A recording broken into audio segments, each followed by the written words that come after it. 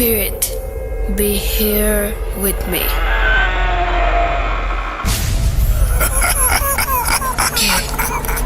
কে তুমি? Bhoot.com. The fear returns with Russell.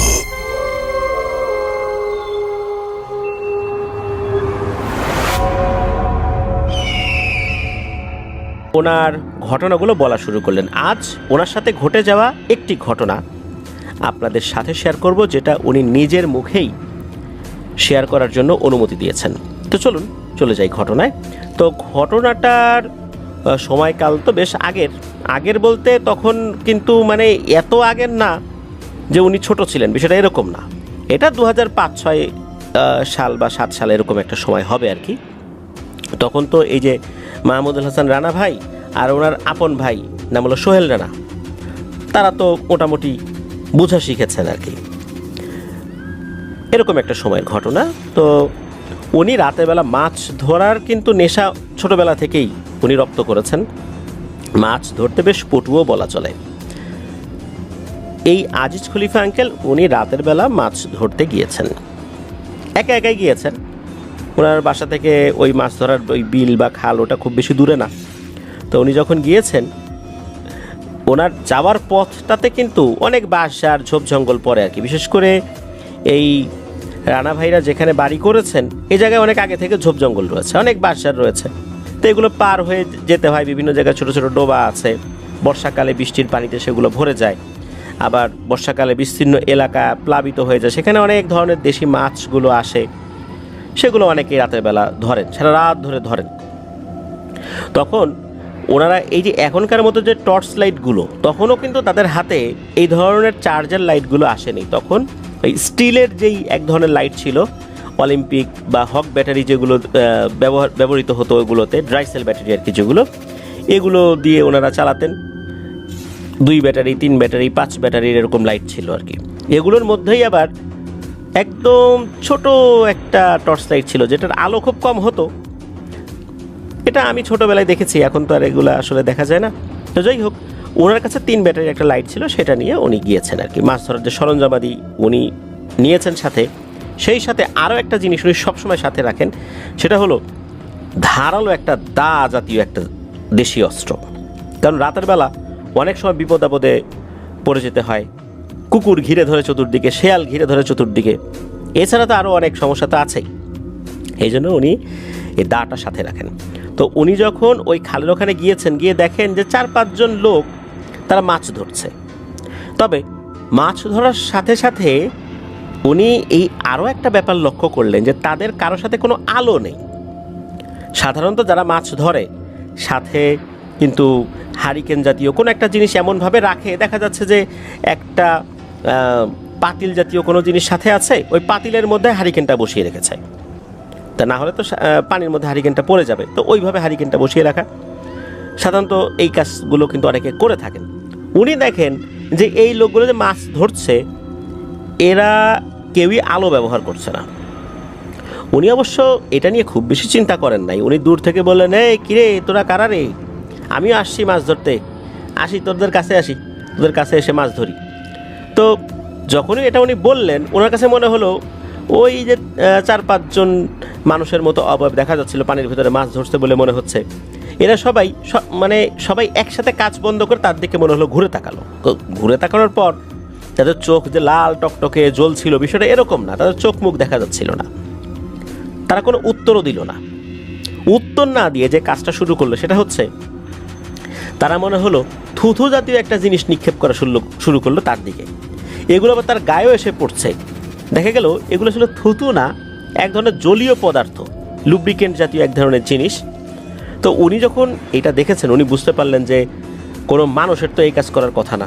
কোনো ভদ্রলোক কি এভাবে কারো গায়ে থুতু দেবে? আর গ্রামের লোকজন তো সবাই সবার পরিচিত, আর কারো থুতু কি এরকম পিচ্ছিল হয় নাকি? উনি যখন এটা দেখেছেন, তখন উনি বুঝতে পেরেছেন যে এরা স্বাভাবিক কেউ না। তখন উনি ওনার কাছে থাকা দা বের করে বলছেন যে, এই তোরা মনে করছিস আমি ভয় পাইছি না? আমি আজিজ খলিফা, আমি ভয় পাওয়ার লোক না রে।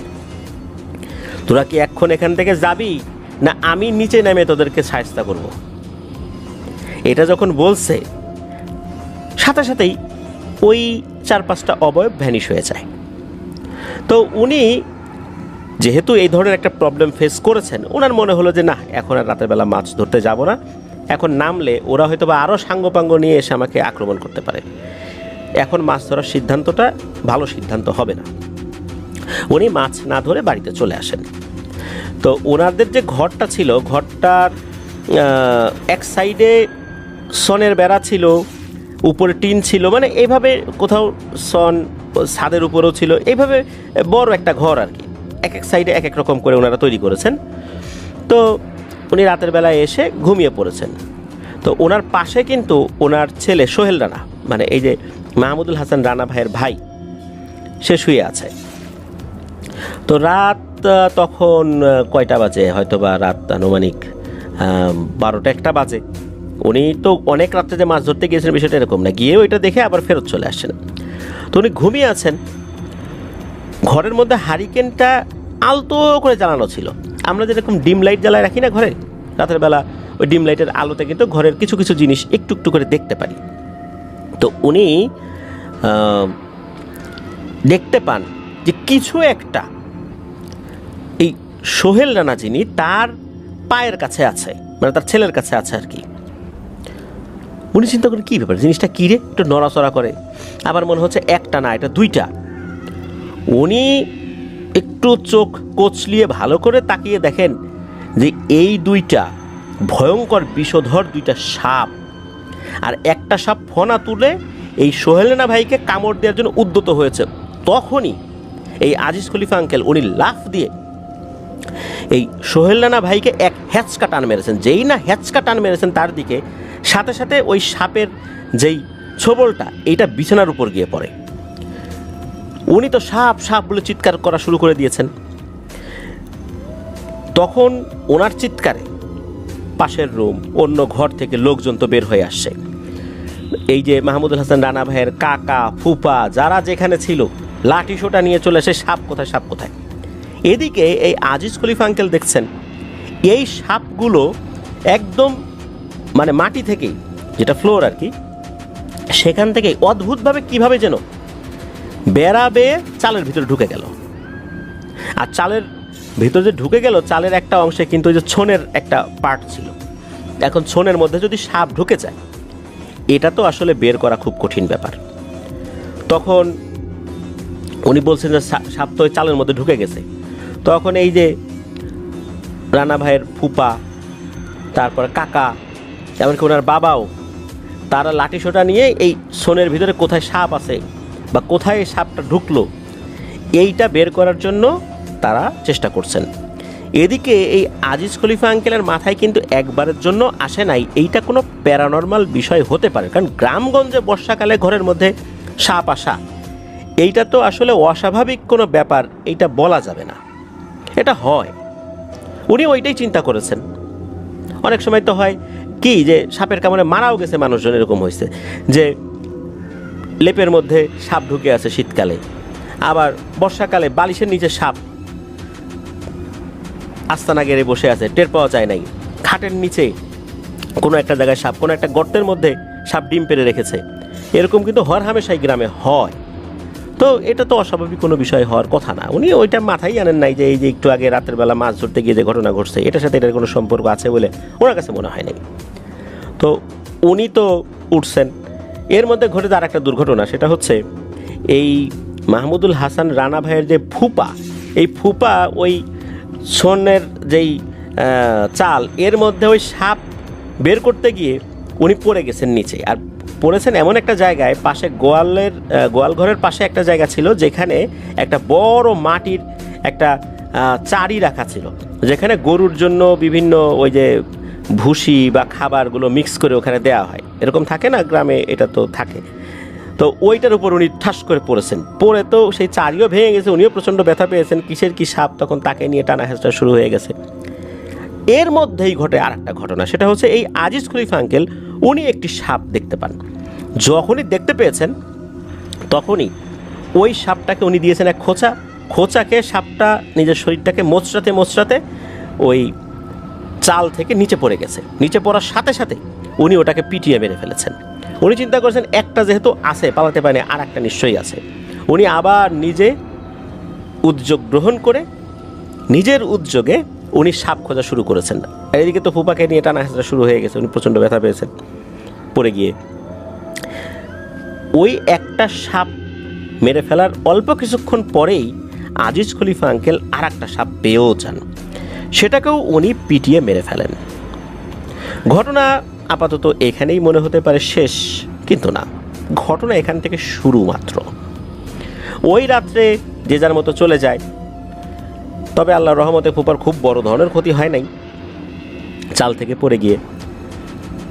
ওই রাত্রে কোনো ধরনের কোনো স্বপ্ন বা অন্য কোনো ধরনের কোনো সমস্যা আজিজ খলিফা আঙ্কেল উনি ফিল করেন নাই। পরদিন ঠিকঠাক মতো কেটে যায়। রাতের বেলা যখন উনি ঘুমিয়েছেন তখন উনি দেখেন একটা বয়স্ক মহিলা, সাদা শাড়ি পরা, সাদা চুল, সে এসে কান্নাজড়িত কণ্ঠে বলছে, তুই মরবি, তুই মরবি, তুই আমার 2 সন্তানকে হত্যা করেছিস, তুই মরবি। তো এভাবে স্বপ্নে উনি এটা দেখেছেন। এর পরের দিন উনি ওনার শ্বশুরবাড়িতে গিয়েছেন। শ্বশুরবাড়িতে যাওয়ার পর, শ্বশুরবাড়িতে খুব বেশি দূরে না, কাছাকাছি আর কি, তো সেখানে হাডুডু খেলার আয়োজন করা হয়েছে। তো এই আজিজ খলিফা আঙ্কেলের শ্বশুর মানে এই মাহমুদুল হাসান রানা ভাইয়ের নানার নাম হচ্ছে মোহাম্মদ আব্দুল কুদ্দুস। উনিও ওই এলাকায় বেশ প্রভাবশালী একজন ব্যক্তি। তো ওনার বড় মেয়ের জামাই হচ্ছে এই, মানে বড় মেয়ের হাজব্যান্ড হচ্ছে এই আজিজ খলিফা আঙ্কেল। তো উনি গিয়েছেন সেখানে জামাই হিসাবে। শুনলেন যে হাডুডু খেলা হবে। এখন হাডুডু খেলার সময় বিপক্ষ দলে লোক পাওয়া যাচ্ছে না। এখন সবাই বলছে যে জামাই তুমি বিপক্ষ দলে খেলো। এখন এই আজিজ খলিফা আঙ্কেল বলছেন যে শ্বশুরবাড়িতে আসলাম, এখন শ্বশুরবাড়িতে এসে যদি আমি এই শ্বশুরবাড়ির গ্রামের দলের বিপক্ষে খেলি, বিষয়টা খারাপ দেখা যায় না? পক্ষে খেললে একটা ব্যাপার ছিল, কিন্তু বিপক্ষে খেলবো, বিষয়টা আসলে নিজের কাছে ভালো লাগে না, আর মানুষজন বলবেটা কি। তখন এই বিষয়ে পরামর্শের জন্য সবাই এই কুদ্দুস নানার কাছে গিয়ে বলেন। তো কুদ্দুস নানা সায় দেন যে ঠিক আছে জামাই তুমি খেলো, সমস্যা নেই, এটা আমরাই খেলতেছি, এখানে পক্ষ বিপক্ষ যেই দলই জিতুক সবাই আমরা। যখন শ্বশুরের কাছ থেকে সম্মতি পেলেন তখন উনি রাজি হয়ে যান। এখানে একটা কথা বলে রাখা ভালো যে এই যে আজিজ খলিফা আঙ্কেল, ওনার বয়স যতই হোক, উনি হাডুডু খেলায় বেশ পারদর্শী ছিলেন। এবং হাডুডু খেলার সময় অদ্ভুত একটি ব্যাপার লক্ষ্য করা যেত, ওনার শরীরে মনে হতো 3 জন মানুষের শক্তি চলে এসেছে। কারণ হাডুডু খেলায় নিজের শরীরকে তৈরি করার জন্য ওনাকে বেশ সাধনা করতে হয়েছে। এই জন্য ওনার সাথে হাডুডু খেলায় জেতাটা এটা প্রায় অনেকের জন্যই কঠিন। তো হাডুডু খেলা শুরু হয়েছে। হাডুডু খেলা যখন শুরু হয়েছে, উনি তো যেই পক্ষের, সেই পক্ষ থেকে উনি আবার যখন সামনের দিকে আগানো শুরু করেছেন, হঠাৎ করে উনি দেখতে পান যে ওনার শরীরে শক্তির ঘাটতি দেখা যাচ্ছে এবং বারবার উনি আটকে যাচ্ছেন, কোনো মতে নিজেকে ছাড়িয়ে আনতে পারছেন, তবে এরকমটা সচরাচর হয় না। উনি অবাক হয়ে গেলেন যে কী ব্যাপার, এরকমটা কেন হচ্ছে। ওনার মনের মধ্যে একটু সন্দেহ লাগলো। তখন উনি ইশারায় ওনার পরিচিত একজনকে ডাকলেন, ডেকে বললেন যে এই দেখতো আশেপাশে সন্দেহজনক কোনো ব্যক্তিকে দেখা যায় কিনা।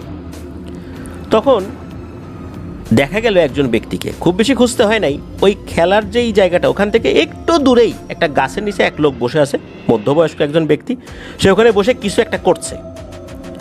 সুতরাং বোঝা যাচ্ছে সে সেখানে বসে এমন কিছু একটা করছে যার কারণে এক পক্ষ সুবিধা করে উঠতে পারছে না। তখন এই আজিজ খলিফা আঙ্কেল বললেন যে এই লোকটাকে সরাইতে হবে, তা না হলে আমি খেলবো না।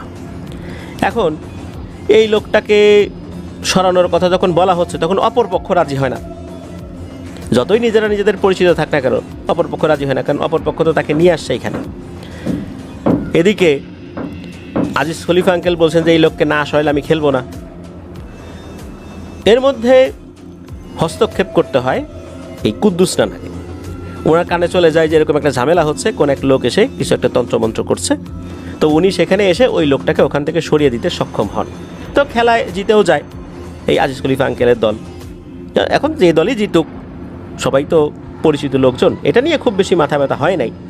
তবে এই খেলায় জেতার পর ওনার কাছে মনে হলো যে আমি বাড়িতে চলে যাই, যেহেতু নিজের বাড়ি আর শ্বশুরবাড়ি খুব বেশি দূরত্ব না, এখন চলে যে যাবেন উনি ওনার শ্বশুরবাড়িতে বললেন যে আমি তো চলে যাব, হয়তো কাজ আছে, আগে তো মনে ছিল না, হঠাৎ করে মনে পড়ে গেল সকালবেলা কাজ আছে, তা আমি রাত্রেই চলে যাই, ফজরের আজানের সাথে সাথে আমার কাজটা করতে হবে। তো শ্বশুরবাড়ির লোকজন আসলে যেটা তাদের ভদ্রতার খাতিরে যেটা বলতে হয় আর কি, তাকে অনুরোধ করেছিলেন, কিন্তু জামাই তো আসলে কথা শুনবে না এটা তারা জানতেন, এই কারণে তাকে অনুমতি দেওয়া হলো, ঠিক আছে বাবা তুমি চলে যাও।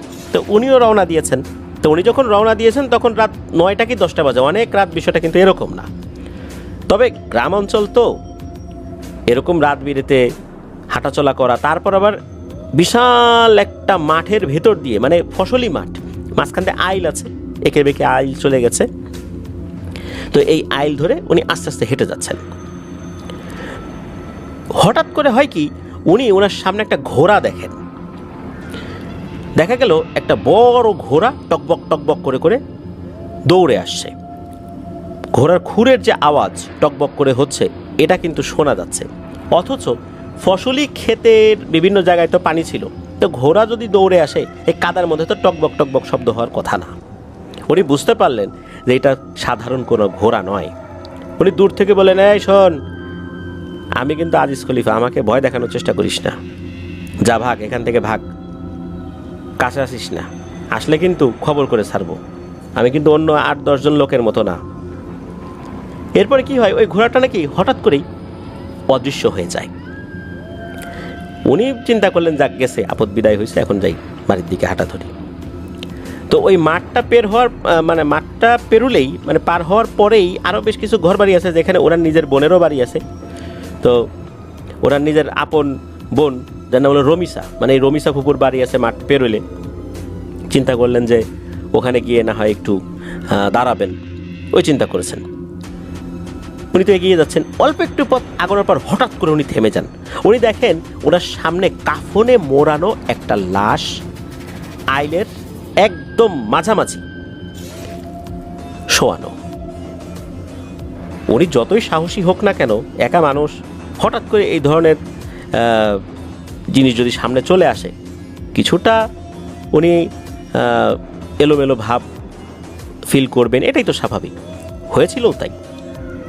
উনি চিন্তা করলেন যে মাঠের মধ্যে আমি একা, লোকজনও নাই, বেশি সাহসী ভাব দেখাতে গেলেও তো বিপদ।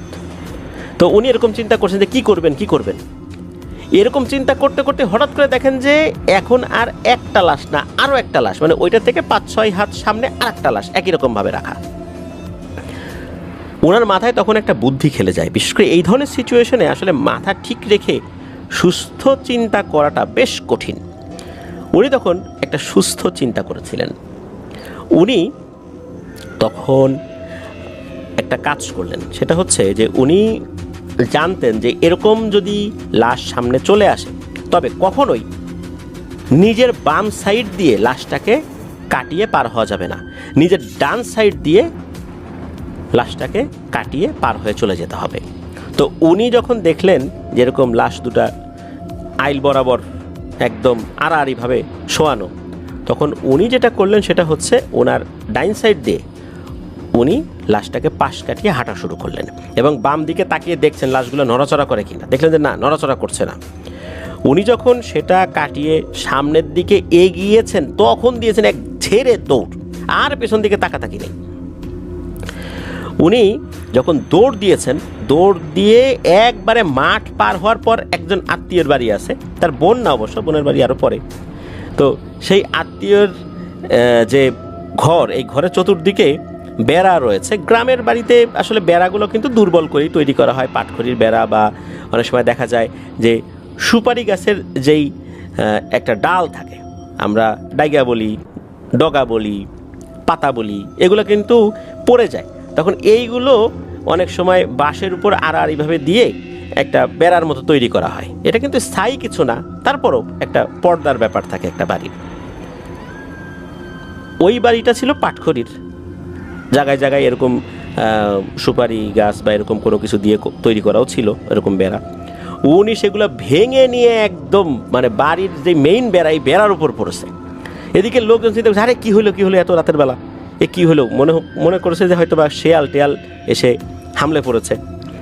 তখন কে বলছে, তখন বলছে যে আমি আজিজ খলিফা, তাদেরই তো আত্মীয়। বলছে যে আরে আজিজ ভাই, আপনি এত রাতের বেলা এইভাবে ঘটনা কি? তখন উনি বলেন যে এই যে ভয় টয় পাইছি তো এরকম ঘটনা ঘটছে। তখন বলেন যে আচ্ছা ঠিক আছে, ভয় পাইছেন, আজকে রাত্রে আমাদের বাসায় থেকে যান। উনি বলেন না, থাকবো না, চলে যাবো, আমাকে একটু আগাই দাও।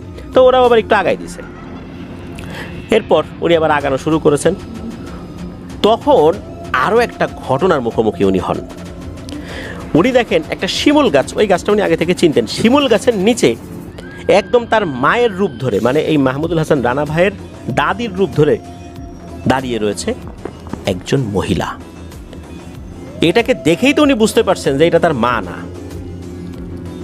উনি বলছেন যে বহুত খেলাইছিস রে অনেকক্ষণ ধরে, এইটা সেটা করে অনেক ঝামেলা আমারে ফেলছিস, আজকে কিন্তু তোর কোনো ছাড়াছাড়ি নেই। এটা এই আজিজ খলিফা আঙ্কেল বলছেন। আর যখনই এটা বলছে তখন ওই মহিলাটা করে কি, তার মায়ের রূপ ধরে যেটা আসছিল আর কি, মুখটা স্বাভাবিক আকৃতির থেকে অনেক বড় করে বিশ্রীভাবে দেয় এক হাসি। যখন এই হাসি দিয়েছে, এই হাসি দেখে ভয় লাগা তো দূরের কথা, এই আজিজ খলিফা আঙ্কেলের হয়েছে মেজাজ অনেক গরম, যে সারাটা পথ তাকে জ্বালাতন করছে। এখন আবার হাসাহাসি করতেছে, দাঁড়ারে তোকে সাইজটা করতেছি। এই চিন্তা করে উনি নিজে গিয়ে আক্রমণ করছে ওই অভাবটার উপরে। ওই অভাবটার উপর আক্রমণ করার সময় প্রথমে ওটা চুলের মুঠি ধরছে, মুঠি ধরে মাথার উপর ধাই ধাই করে কয়েকটা ঘুষি। এরপর ওটাকে মাটির সাথে আঁচড়ানো শুরু করছে। প্রথম দিকে উনি বেশ আক্রমণাত্মক ভঙ্গিতে থাকলেও অল্প সময়ের ব্যবধানেই পরিস্থিতি পাল্টে যায়। এবার ওই অবয়বটা তাকে জাপটে ধরে তাকে হিড় করে টানতে টানতে নিয়ে যায় কাদা পানিওয়ালা একটা জায়গার দিকে। ওইখানে তাকে টেনে নিয়ে যাচ্ছে আর এই আজিজ খলিফা আঙ্কেলকেও আঘাত করছে। এদিকে আজিজ খলিফা আঙ্কেল বুঝতে পারেন যে যদি এখন এর থেকে ছাড়া না পাই তাহলে কিন্তু বাঁচার কোনো উপায় নেই। আর তখন কিন্তু এত রাতও হয়ে যায় নাই যে কিছুক্ষণ পরে ফজরের আজান দেবে। ফজরের আজান দিলে না হয় এটা চলে যাবে, কিন্তু এখনও ঢের দেরি আছে ফজরের আজানের, অনেক দেরি। এতক্ষণ এর সাথে যুদ্ধ করে টিকে থাকা যাবে না। উনি ওনার মতো যা দোয়া দুর্জানদেন পড়ছেন, কিন্তু কোনো কাজ হচ্ছে না। তাকে ওই কাদা পানির দিকে টেনে নিয়ে যাচ্ছে। একটা পর্যায়ে তাকে আঘাত করছে, উনিও চেষ্টা করছেন আঘাত করতে। আর এর মধ্যে ঘটে একটা ঘটনা, ওনাকে যতটুকু কাদার নিচে নিয়ে যাচ্ছে উনিও ওই অভাবটাকে এমনভাবে ধরে রাখছে, ওই অভাবটাও একটু একটু করে কাদার নিচে চলে যাচ্ছে। মানে ওইটার সাথে উনিও যেমন যাচ্ছেন আর ওনার সাথে ওই অভাবটাও কাদার নিচে ঢুকে যাচ্ছে। ওই অভাবটাও বারবার বলছে, তুই আমার সন্তানদেরকে হত্যা করছিস, তোকে আমি ছাড়ব না। এদিকে উনিও বলছেন যে আমি কি ইচ্ছা করে করছি নাকি, তুই কেন ওই সময় সাপের রূপ ধরে আসতে গেল, তোর সন্তানগুলো কেন আসতে গেল সাপের রূপ ধরে, আর তোরা কেন মাছ ধরার সময় আমাকে থুতু মারলি, এই কাজটা তো তোরা আগে শুরু করছিস। তো এরকম মারামারি হচ্ছে, এগুলো কথা হচ্ছে। এদিকে প্রায় বুক পর্যন্ত গেড়ে গেছে আজিজ খলিফা আঙ্কেল, আর ওই অভাবটাকে উনি এমনভাবে ধরে রাখছেন তার সাথে সাথে ওইটাও কাদা নিচে বুক পর্যন্ত ডুবে গেছে। ওই যে আমরা শুরুতে একটা কথা বলেছিলাম বা এই ঘটনার একটা জায়গায় বলেছিলাম, রমিসা ফুপু, যার বাসা কিন্তু কাছাকাছি ছিল, এই রমিসা ফুপুর আবার ওই সময় ঘুম ভেঙে গেছে কোনো একটা কারণে। তো উনি কথাবার্তা শুনতেছেন, আবার ওই কাদার চপচপ আওয়াজ শুনতেছেন। উনি চিন্তা করেন, কী রে, কী ব্যাপার, আবার ভাইয়ের কণ্ঠের মতোও লাগে, আবার কার সাথে কথা বলে, এই কণ্ঠটা পরিচিত লাগে না, একে মহিলার কণ্ঠ না পুরুষের কণ্ঠ তাও তো বুঝি না। তো উনি কি করেছেন, উনি হারিকেনটা নিয়ে বাইরে বের হয়েছেন, উনি আর অন্য কাউকে ডাকেন নাই। উনি চিন্তা করেন যে দেখি তো ভাই এর কোনো বিপদ টিপদ হলো নাকি। উনি বাইরে বের হয়েছেন। বাইরে বের হওয়ার পর দূর থেকে উনি দেখছেন যে দুইটা অবয়ব এরা কাদার মধ্যে ধস্তাধস্তি করতেছে। তো উনি দূর থেকে বলতেছে, রে ভাই নাকি, আজিজ ভাই নাকি? তখন উনি বলছে, রমিসা, হ্যাঁ আমি। তখন উনি তো দৌড়ে হারিকেন নিয়ে দৌড়ে তার দিকে আসা শুরু করছে, আর তখনই ওই অবয়বটা তাকে ছেড়ে দেয়। তো এরপর যখন এই রমিসা ফুপু ওখানে যান তখন এই আজিজ খলিফা আঙ্কেল অজ্ঞান হয়ে গেছেন। উনি তো চিৎকার চেঁচামেচি শুরু করছেন, ওনার বাড়ি থেকে লোকজন চলে আসে, আশেপাশ থেকে লোকজন চলে আসে, তাকে ওই কাদার ভিতর থেকে তোলা হয়। তোলার পর 8 দিন পর ওনার জ্ঞান ফিরেছে। টানা 8 দিন উনি সেন্সলেস অবস্থায় ছিলেন। আর ওনার শরীরে এমন পিচ্ছিল পদার্থ ছিল, ওনার শরীরটা হাজার ধোয়া মোছা করেও এই পিচ্ছিল ভাব শরীর থেকে দূর করা যেত না। কিছুক্ষণ পর আবার শরীর পিচ্ছিল হয়ে যেত। এইভাবে 2 মাস এরকমই চলেছে। 8 দিন পর ওনার জ্ঞান ফিরলেও শরীরে পিচ্ছিল ভাব ছিল 2 মাস। এই 2 মাস পর আস্তে আস্তে এই ভাবটা কেটে গেছে। আর এর মধ্যে একজন কবিরাজকে ডেকে নিয়ে আসা হয়েছিল, যে কবিরাজের সাথে জিন থাকতো। সেই জিনদের মাধ্যমেই তথ্য সংগ্রহ করা হয় যে মূলত ওই রাতের বেলা ওই জিনেরা ওই সময় পানির মধ্যে খেলাধুলা করছিল বা তারা কোনো কাজ করছিল, উনি সেখানে গিয়েছেন। ওরা খুব বিরক্ত হয়। উনি আবার যখন ওই ভয় দেখিয়েছেন তাদেরকে, ওরা সময় চলে গেলেও খুব রাগ হয়। তখন এই 2টা জিন, অল্প বয়স্ক 2টা জিন, এরা রাতের বেলা আসে তাকে ভয় দেখানোর জন্য। কারণ ওরা তো আসলে বয়স হতো না, একজন 2 ভাইয়ের মধ্যে একজন আবার সবল মারতে গেছে। আর তখনই ঘটে বিপত্তি। তখন এই আজিজ খলিফা আঙ্কেল দেখে ফেলে এবং তার ছেলেকে টান দিয়ে সরিয়ে ফেলে। তারপর তো এই সাপ খুঁজা, মেরে ফেলা, এরপরে তো ওই যেই বয়স্ক মহিলা যেটা তার সন্তান হারানোর যেই বেদনা, এই বেদনা থেকে মূলত ওনাকে ওই পথে আটকানোর চেষ্টা করেছিলেন। স্বপ্নেও উনি সেটা দেখিয়েছিলেন। কিন্তু ওই যে হাডুডু খেলার ক্ষেত্রে যেই জাদুটোনার ব্যাপারটা, এটার সাথে অবশ্যই এটার কোনো সম্পর্ক ছিল না। ঘটনার প্রসঙ্গে আমরা বিষয়টা উপস্থাপন করলাম আর কি। তো ওনার এক হাত বহুদিন পরিপূর্ণ শক্তিহীন অবস্থায় ছিল। অনেক পরে আস্তে আস্তে কিছুটা স্বাভাবিক হয়েছে। তবে এরপরে উনি রাতের বেলা সাধারণত মাছ ধরতে আর কখনোই যেতেন না। যদিও বা কখনো গিয়েছেন, অবশ্যই সাথে লোকজন সাথে নিয়ে গিয়েছেন। বিশেষ করে কবিরাজদের নিষেধ ছিল তিনি রাতের বেলা আর যেন মাছ ধরতে না যান। উনি সেটাই পালন করেছেন। এখন তো ওনার অনেক বয়স হয়ে গেছে। আর ওনার ওই 2005, 6, 7 সালের দিকেও কিন্তু ওনার তো তখন যে বয়স অনেক কম ছিল, বিষয়টা তো এরকম না। এখন থেকে যদি ওই সময়টা আমরা মাইনাস করি, তখন এখন 91 বছর বয়স, তখন আর কতটুকু বয়স কম হবে। ওই সময় উনি অনেক শক্ত সামর্থ্য ছিলেন। গ্রামের মানুষ ওনারা ফ্রেশ খাবারগুলো খেতেন, অনেক ভোরবেলা ঘুম থেকে উঠতেন, তাড়াতাড়ি ঘুমিয়ে যেতেন, যার কারণে আল্লাহর রহমতে আমাদের থেকে ওনারা অনেক অনেক সুস্থ এবং স্বাভাবিক। আলহামদুলিল্লাহ। আমরা তো এখন আসলে শহরের জীবনে এমনভাবে অভ্যস্ত হয়ে গিয়েছি, রাত্রেবেলা শোয়ার পর স্মার্টফোনে এই ফেসবুক বা ইউটিউবের বিভিন্ন ভিডিও দেখা, ফেসবুক স্ক্রলিং করা, এগুলো করতে করতে ঘন্টার পর ঘন্টা যে চলে গিয়েছে এটা আমরা টেরই পাই না। এরপরে ঘুমানোর চেষ্টা করলে দেখি আমাদের ঘুম আসে না। এরপর একবার এপাশ একবার ওপাশ করতে করতে ফজর আজান দিয়ে দেয়। এরপরে গিয়ে আমাদের ঘুম আসে, অনেক বেলা পর্যন্ত ঘুমাই। তো এই জীবনযাপনে অভ্যস্ত হয়ে গিয়েছি আমরা, যার কারণে অল্পতেই আমরা অসুস্থ হয়ে পড়ি। আমাদেরকে সেই পূর্বের জীবনগুলোতে, যেটা সুস্থ স্বাভাবিক লাইফ, সেগুলোতে ফেরত যাওয়ার চেষ্টা করতে হবে। প্রিয় লিসেনার্স, আল্লাহ আমাদেরকে কবুল করুন, আল্লাহ আমাদেরকে বিপদ আপদ থেকে হেফাজত করুন।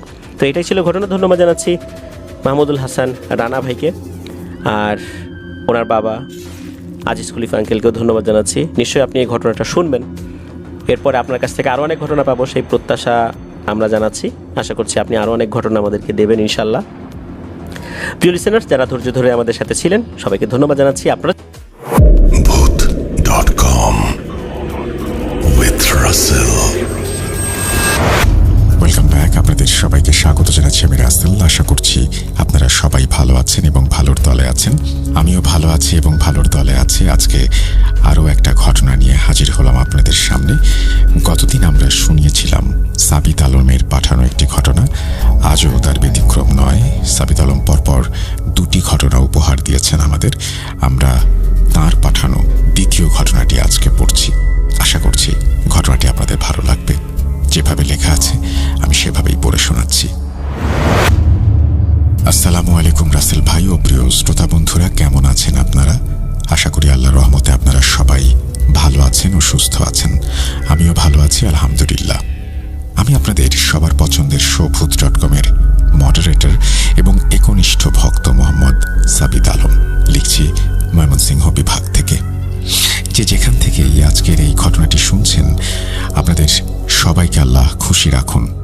আজকের ঘটনাটি আমি সংগ্রহ করেছি মোহাম্মদ আলী নামক একজন লিসেনারের কাছ থেকে। ওনার সাথে আমার পরিচয় পর্বের কথা শুনিয়ে আমি আজ আপনাদের সময় নষ্ট করতে চাই না, আর সেজন্যই আমি আজ সরাসরি চলে যাচ্ছি আলী ভাইয়ের শেয়ার করা আজকের ঘটনায়। ঘটনাটি আলী ভাই আমাকে যেভাবে বলেছেন আমি সেভাবে আপনাদের সামনে উপস্থাপন করছি, আর অনিচ্ছাকৃত ভুল ত্রুটির জন্য সবার কাছে ক্ষমা চেয়ে নিচ্ছি। বলছেন আলী ভাই।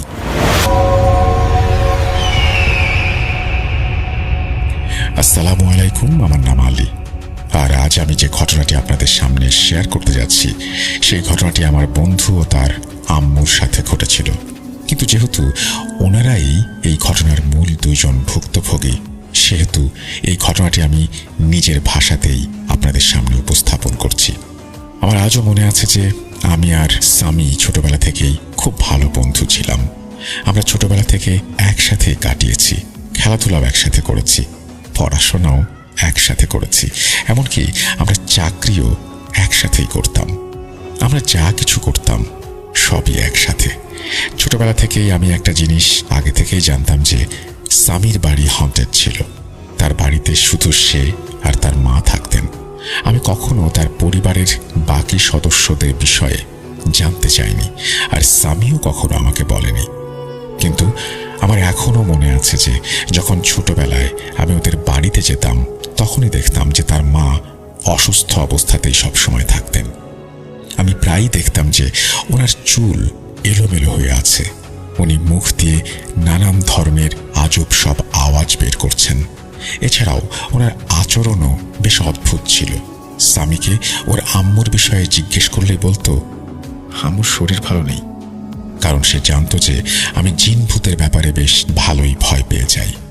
আর যদি আমি জেনে যেতাম যে সামির আম্মুর সাথে এমন জিন ঘটিত কোনো সমস্যা আছে, তাহলে আমি কোনো দিনও সামির বাসায় যাওয়া দূরে থাক, নিজের চেহারাও ওদের দেখাতাম না।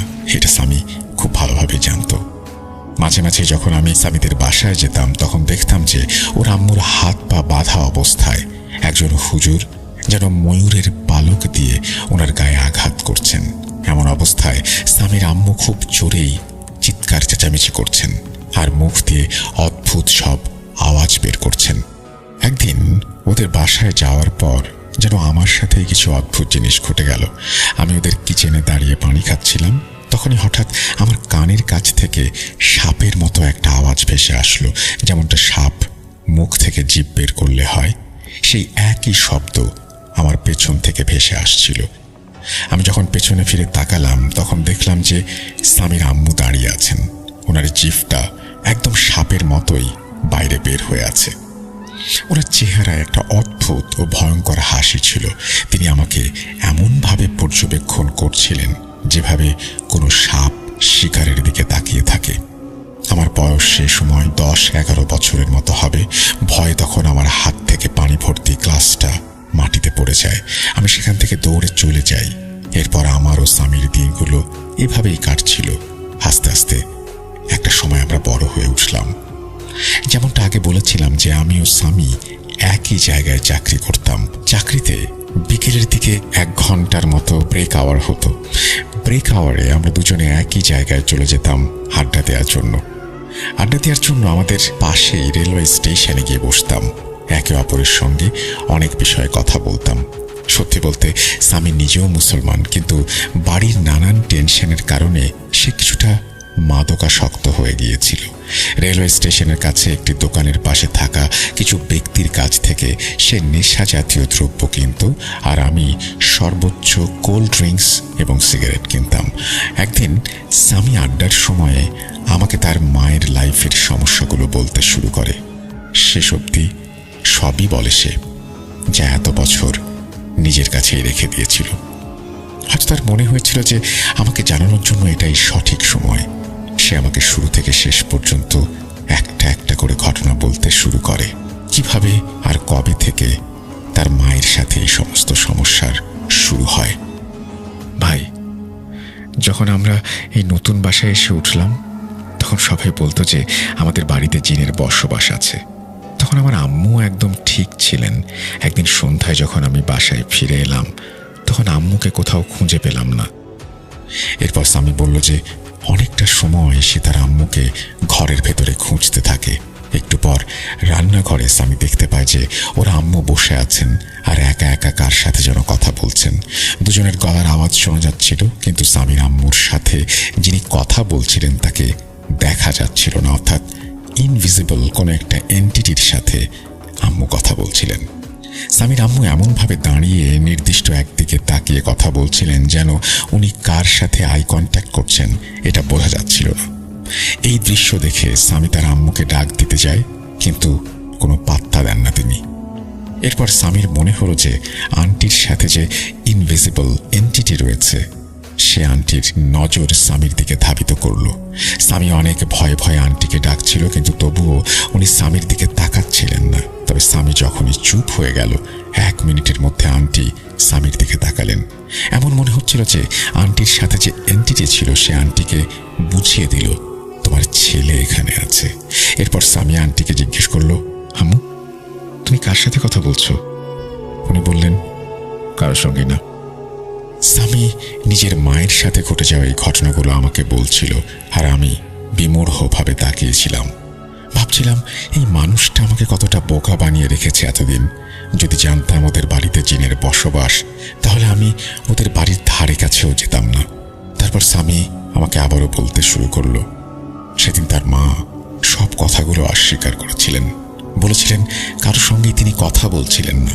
কিন্তু পরের দিন সন্ধ্যাবেলায় যখন স্বামী আবার বাড়িতে এলো, তখন সেই একই দৃশ্য আবারও তার সামনে এলো। কিন্তু সেদিন সে তার মাকে ডাকেননি, বরং দরজার কাছে দাঁড়িয়ে শুনতে লাগলেন আন্টি কি বলছেন। আন্টি যেন অদৃশ্য কাউকে বলছিলেন, আমাদের একটু আর্থিকভাবে সাহায্য করো, তার বদলে তোমরা যা বলবে তাই করব। এরপর নাকি আন্টি খুব গম্ভীর হয়ে হাসতে লাগলেন। মনে হচ্ছিল আন্টি যেন ইনভিজিবল এন্টিটির সাথে হাসি তামাশা করছেন। তারপর স্বামী আন্টির কাছে গেল এবং জিজ্ঞেস করলো, আম্মু এসব কি করছো তুমি? স্বামী আস্তে আস্তে ভাবতে লাগলো যে তার মায়ের মানসিক অবস্থার হয়তো অবনতি হয়েছে। সে চিন্তা করলো যে আন্টিকে ডাক্তারের কাছে নিয়ে যাওয়া উচিত, কিন্তু ডাক্তারের ভাষ্য মতে আন্টি নাকি একদম স্বাভাবিক ছিলেন, অর্থাৎ ওনার কোনো সমস্যাই ছিল না। স্বামীদের আর্থিক অবস্থা খুবই খারাপ ছিল। ছোটবেলায় তার মায়ের কোনো আত্মীয় ছিলেন যিনি প্রতি মাসে তাদের কিছু টাকা দিয়ে সাহায্য করতেন, তাই তাদের সামান্য কিছু টাকায় সংসার চলত। হয়তো এই কারণেই তার মায়ের টাকার এই অভাব মেটানোর জন্য ইনভিজিবল এক এন্টিটির কাছে সাহায্য চাচ্ছিলেন তিনি, আর আন্টি সেই মুহূর্তে টাকার বিনিময়ে যে কোনো কিছু করতে রাজি। আমাদের ব্রেক আওয়ারে আর আধা ঘন্টা বাকি ছিল। আমি তখন স্বামীকে জিজ্ঞেস করলাম, তারপর কি হয়েছে? তখন সে বলল যে আমাদের বাড়িতে এরপর থেকে নানান ধরনের অদ্ভুত ঘটনা ঘটতে লাগলো। আমার মনে হতো যে অনেক মানুষ ঘুরে বেড়াচ্ছে আমাদের বাড়িতে, কিন্তু কাউকেই দেখতে পেতাম না, শুধু অনুভব করতে পারতাম, বাস্তবে কাউকেই দেখতাম না। এরপরে স্বামী আমাকে যা বলল সেটা আমি একদমই বিশ্বাস করতে পারলাম না। সে বলছিল আন্টি নাকি ওই ইনভিজিবল এন্টিটির জন্য খাবার বানিয়ে রাতের বেলা রেখে দিত, আর সেগুলো রান্নাঘর থেকে একা একাই উধাও হয়ে যেত। আমি বললাম, ভাই পাগলের প্রলাপ বন্ধ করো, আমি এসব বিশ্বাস করি না। আমার কথা শুনে তখন সে নিজের মায়ের কসম খেয়ে আমাকে বিশ্বাস করানোর চেষ্টা করলো। আমার কাছে এটা একদমই অবাক করা ব্যাপার ছিল। আমি ভাবলাম হয়তো স্বামীর মা নিজেই খাবার লুকিয়ে রাখেন, আর স্বামী ভাবতো যে সেই এন্টিটি খাবার নিয়ে গেছে। আমার মাথাতেই আসছিল না যে এসব এন্টিটি আমাদের মানুষের বানানো খাবার কেনই বা খাবে। কিন্তু স্বামী তার মাকে খুবই ভালোবাসত, আর আমি জানতাম যে সে কখনো তার মাকে নিয়ে মিথ্যে কসম খাবে না। তারপর স্বামী নিজের ঘটনার বাকি অংশ আমাকে বলতে লাগলো। হালি, তোর মনে আছে যখন আমরা ছোট ছিলাম আর তুই আমাদের বাড়িতে আসতিস, তখন আম্মুকে দেখতি না যে আম্মুর হাত পা রশি দিয়ে বাঁধা থাকতো, আর একজন হুজুর ওনার চিকিৎসা করতেন? হ্যাঁ মনে আছে, আমি দেখতাম। আমি তো অনেকবার আন্টিকে রশি দিয়ে বাঁধা অবস্থায় দেখেছি। আম্মু ধীরে ধীরে অসুস্থ হতে শুরু করে, তার উপরে পজেশনের প্রভাব বাড়তে থাকে। সে বলতে থাকে প্রথমে আন্টি কেবল অদৃশ্য সত্তার সাথে কথা বলতো, কিন্তু ধীরে ধীরে ওনার আচরণও অস্বাভাবিক হতে শুরু করে। উনি ভাঙা ভাঙা আর জাদ্রেলি ভাষায় নানান রকমের কথা বলতেন, আর বাড়ির ভেতরের নানান আসবাবপত্র ভাঙচুর করতেন। স্বামীর কথা শুনলে মনে হয় যে যেই পরিস্থিতিতে ওর বাড়ি চলছিল, আমার বন্ধুর জন্য নিজের মায়ের সঙ্গে থাকাটা কঠিন হয়ে উঠেছিল। স্বামীও তখন আমার বয়সেই ছিল, আর আমার মতোই সে এই সব ব্যাপারে অনেক ভয় পেত। এটা ঠিক যে আজকের আগে সে এই বিষয়ে আমাকে কিছু বলেনি, কিন্তু সে তো নিজে সব কিছু জানতো। এছাড়াও এমন পরিস্থিতিতে তার মায়ের সঙ্গে একই বাড়িতে একা, আমি সত্যি বলছি তার সাহসকে আজও আমি স্যালুট জানাই। এরপর স্বামী যা বলল সেটা শুনে আমি নিজেই ভড়কে গেলাম। সে বলল, যখন রাতে সে ঘুমাতে যেত তখন আন্টির রুম থেকে নানান ধরনের অদ্ভুত আওয়াজ ভেসে আসতো। আওয়াজগুলো ছিল কখনো নারীদের আর কখনো পুরুষদের কণ্ঠস্বর, আবার কখনো দুই ধরনের আওয়াজ মিশে যাচ্ছিল। আর আন্টি নাকি তাদের কিছু প্রশ্ন করতো, সেই ভয়ানক আওয়াজ নাকি আন্টির প্রশ্নের উত্তরও দিত। স্বামীর অবস্থা এমন হতো যে সে ভয়ে কাঁদতে শুরু করত, কারণ এই অবস্থায় হেল্প চাওয়ার মতো কেউ ছিল না। আন্টি ছাড়া ও দুনিয়ায় ভীষণ একা। ওই হুজুর সাহেব যখনই ভিজিট করতে আসতেন তখনই উনি কিছু আমল দিয়ে যেতেন। কয়েকদিন বেশ ভালো কাটত, তারপর আবার সেই খারাপ অবস্থা। এরপর যখন সেই হুজুরকে জিজ্ঞেস করা হয়েছিল কেন আন্টির সাথে এই ঘটনাগুলো ঘটে, উনি বলেছিলেন, বাবা, তোমার মায়ের ওপরে একই সাথে অনেকগুলো জিনের ছায়া আছে।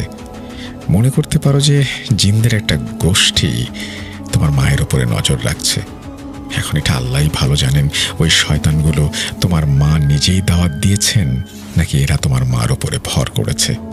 কিন্তু স্বামী যা বলেছিল তা শুনে মনে হয় যে আন্টি সেই এন্টিটিদের কাছ থেকে সাহায্য চেয়েছিলেন, অর্থাৎ সেটা মনে হচ্ছিল যে আন্টি নিজেই হয়তো কিছু রিচুয়াল বা অজিফার মাধ্যমে এদের দাওয়াত করেছিলেন। ওই হুজুর সাহেব স্বামীর আম্মুর চিকিৎসা করছিলেন এবং উনিও স্বামীকে এটা বলেছিলেন, এর কোনো চিকিৎসা নেই, আমি যত জিনকেই ছাড়িয়ে দেই সেগুলো আবার চলে আসে। এরপর হুজুর স্বামীকে একটা সলিউশন দিয়েছিলেন, সেটা ছিল খুব ভয়ানক। স্বামীর বয়স তখন 14 বছর হবে। হুজুর বলেছিলেন যে, বাবা, এর একমাত্র চিকিৎসা হলো যে তোমার মা ভুলবশত যে আমলগুলো করেছে, শয়তানদের ডেকেছে, যারা তোমার মায়ের উপরে নজর রাখছে, তারা চলে যাবে যদি তোমার মা এই শয়তানগুলোকে অন্য কারো উপরে চালান করে দেয়। এতেই তার মুক্তি। স্বামী হুজুরকে জিজ্ঞেস করেছিল, অন্য কারো উপরে পাঠাবেন কিভাবে, মানে কিভাবে সেটা সম্ভব? এরপর হুজুর সাহেব ডিটেইল স্বামীকে সবকিছু বলেছিলেন।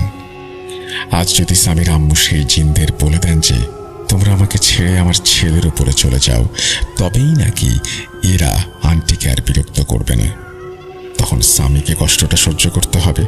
নিজের মাকে এত কষ্টে থাকতে দেখে সেই সময়ে স্বামী দুঃখজনকভাবে রাজিও হয়ে গিয়েছিল, কিন্তু একটা জিনিসই ছিল যেই কারণে স্বামী কিছুটা ইতস্তত বোধ করছিল, আর সেটা হলো যদি সে এই কাজ করে আর সেই জিনগুলো তার উপরে নিয়ন্ত্রণ পেয়ে যায়, তাহলে চাকরি করবে কে, টাকা রোজগার করবে কে, খাবারের যোগান দেবে কে? যেহেতু আমরা দুজনেই খুব ছোট, প্রায় 11 বা 12 বছর বয়সে পড়াশোনা ছেড়ে দিয়েছিলাম, একটা রেস্টুরেন্টে ওয়েটারের জব করতাম, সেহেতু স্বামীর মুখ থেকে সব শুনে আমি ভাবছিলাম, কি মজা করছে নাকি ছেলেটা, নেশায় ভুলভাল বকছে। আমি ঘড়ির দিকে তাকিয়ে দেখলাম যে আমাদের ব্রেক শেষ হয়ে গেছে, তবে পুরোপুরি না, 15 মিনিট বাকি। আমি স্বামীকে বললাম, তাড়াতাড়ি বাকি কাহিনী বলো, তারপর আমরা কাজে ফিরে যাব। কিন্তু এবার সে ভয়ে যেন একদম চুপ হয়ে গেল। আমি বাকি ঘটনা শোনার জন্য জিদ করতে শুরু করলাম। সে বলল, আলী ভাই, তারপর যা কিছু হলো সেটা আমি বর্ণনাও করতে পারছি না। স্বামীর কথা শুরু করার সাথে সাথেই রেস্টুরেন্ট থেকে ম্যানেজারের কল চলে এলো। আমরা ফিরে গেলাম। ঘটনা অসম্পূর্ণ রয়ে গেল। যদিও রাতে ফেরার সময়ও আমরা একই সাথে থাকতাম, কিন্তু রাতের বেলায় সব ঘটনা আমি শুনতে পারতাম না ভয়ের কারণে। কিন্তু পরের দিন বাকি অংশ শোনার জন্য আমার উৎকণ্ঠা খুবই বেশি ছিল, কারণ জানতে ইচ্ছে করছিল যে এরপরে কি হয়েছিল। কারণ সে আর যাই শেয়ার করুক, সব শোনার আগে আমি অনেকবার ওদের বাড়িতে গিয়েছিলাম। আমার চিন্তার কারণও বেড়ে যাচ্ছিল, কারণ আমি ভাবছিলাম যে যেহেতু স্বামীর মা এখন নর্মাল, তাহলে এই জিনগুলো কোথায়? অনেক কষ্টে সেদিন সকাল হলো, আর আমরা রেস্টুরেন্টে যাবার প্রস্তুতি নিলাম। রেস্টুরেন্টে পৌঁছে আমি কাজ চালিয়ে যাচ্ছিলাম আর বিরতির জন্য অপেক্ষা করছিলাম। বিরতি হতেই আমি সিগারেট আর কোল্ড ড্রিঙ্কস নিলাম আর স্বামীকে তার ব্যাগ নিয়ে রেল স্টেশনের দিকে রওনা দিতে দেখলাম। সিঁড়িতে বসেই আমি প্রথমে ওকে জিজ্ঞেস করলাম, যেহেতু সেই হুজুর বলেছিলেন যে তোর আম্মুর জিনগুলো অন্য কারো উপরে চালান হতে পারে, তাহলে তুই যে কাউকে এই কাজের জন্য চয়েস করতে পারতি, তাই না? সামি বলল যে না, হুজুর সাহেব বলেছিলেন যে এই কাজ আম্মু শুধু নিজের রক্তের সম্পর্কের কারো সাথে করতে পারেন, যেমন নিজের সন্তান, নিজের হাজবেন্ড বা বাবা মা। আচ্ছা তাহলে বল এরপরে কি হলো? আমার কথা শুনে সামি বলতে শুরু করলো। সামির কথা শুনে আমার মনে হলো কিয়ামত চলে এসেছে। সামির আম্মু নাকি সামিকেই এই কাজের জন্য বেছে নিয়েছিলেন। আমি যেন সামির কথা বিশ্বাসই করতে পারছিলাম না, কারণ একজন মা কিভাবে এই কাজ করতে পারেন।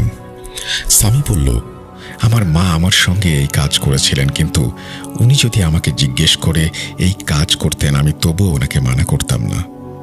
শুধু কষ্ট এই যে উনি আমাকে কিছু জিজ্ঞেস করেননি। আমার মনে হলো সামি নিজের ঘটনায় কিছুটা টুইস্ট অ্যাড করছে, কারণ সে জানতো আমি এসব বিষয়ে খুবই ভীতু। সে সব টুইস্ট শুনিয়ে আমাকে ভয় দেখাতে চায়। আমি ওকে বললাম, সামি বাজে কথা বলিস না, আর আমাকে ভয় দেখানোর চেষ্টা করিস না, আমি এখন ছোট না।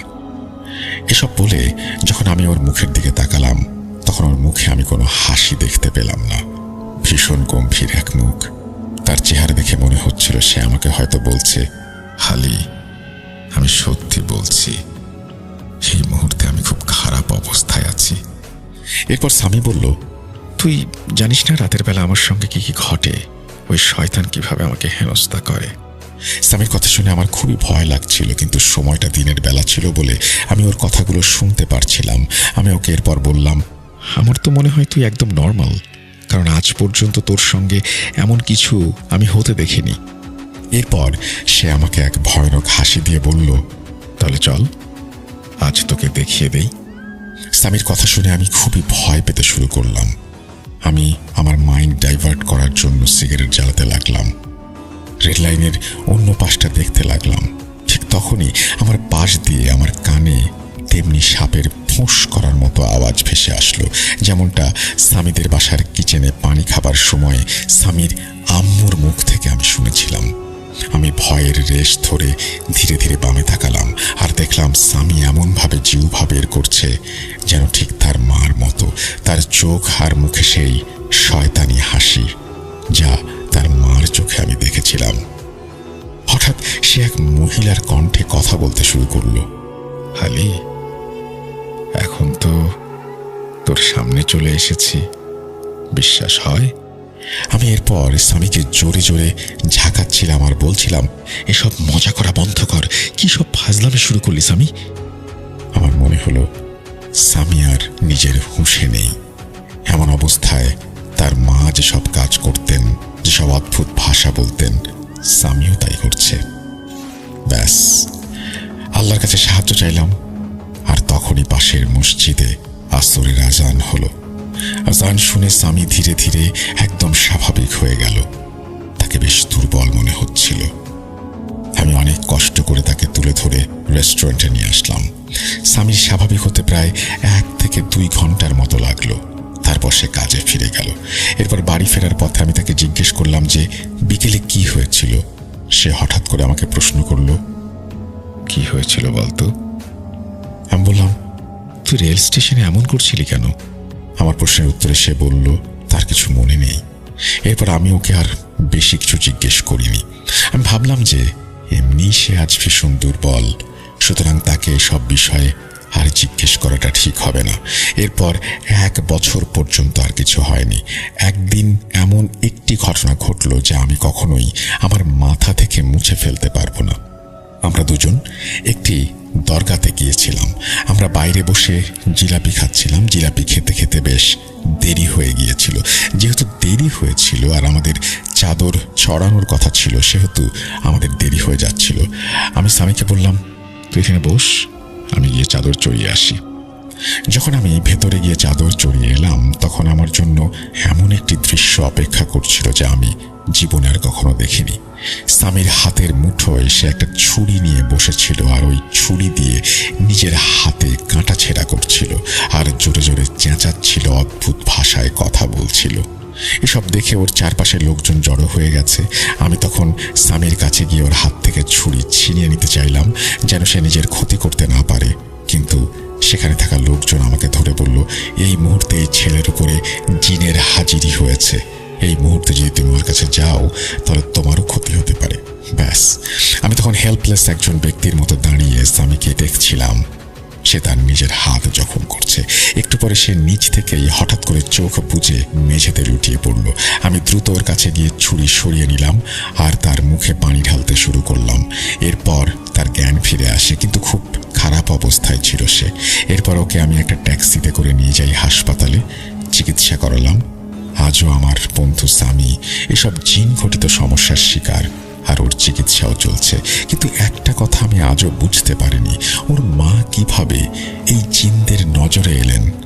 উনি কি কোনো ওয়াজিফা করেছিলেন নাকি কোনো রিচুয়াল? মানলাম যে অভাব আর প্রয়োজন মানুষকে অনেক কিছু করতে বাধ্য করতে পারে, কিন্তু এটা কিভাবে সম্ভব যে একজন মা তার নিজের সন্তানের ওপরে শয়তান চালু করবেন, তাও এই কারণে যে তিনি যে সুস্থ হয়ে উঠবেন? আমি আজ পর্যন্ত এর কোনো উত্তর খুঁজে পাইনি। এমন স্বার্থপর মা দেখিনি, এবং আমার মধ্যে আর দ্বিতীয়বার এমন কোনো সাহসও হয়নি যে আমি স্বামীর সাথে বা তার মায়ের সাথে দেখা করব।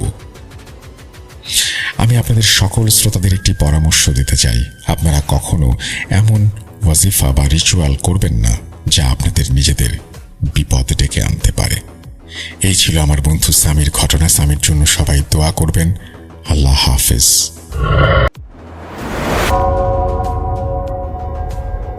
Spirit, be here with me.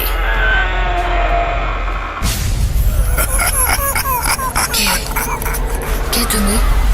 Bhoot.com. The fear returns with Russell.